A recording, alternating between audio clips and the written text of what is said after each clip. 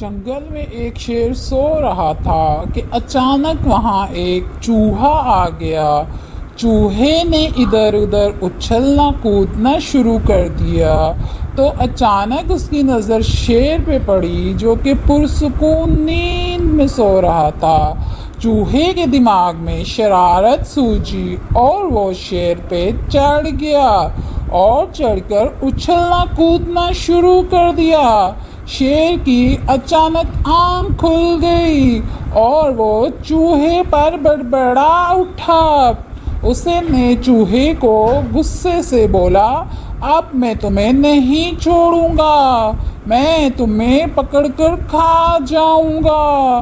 چوہا یہ سن کر گھبرا گیا اور بھاگنے لگا، لیکن شیر نے اس کا پیچھا کیا اور دبک کر اس کو پکڑ لیا۔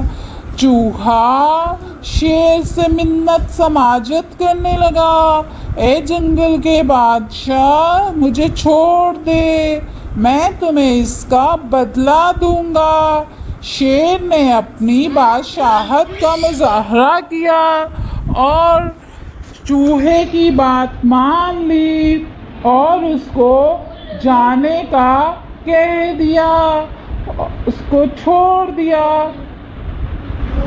چوہے نے شیر کو دیکھا، شیر نے چوہے کو دیکھا، دونوں مسکرائے اور پھر شیر وہاں سے چلا گیا۔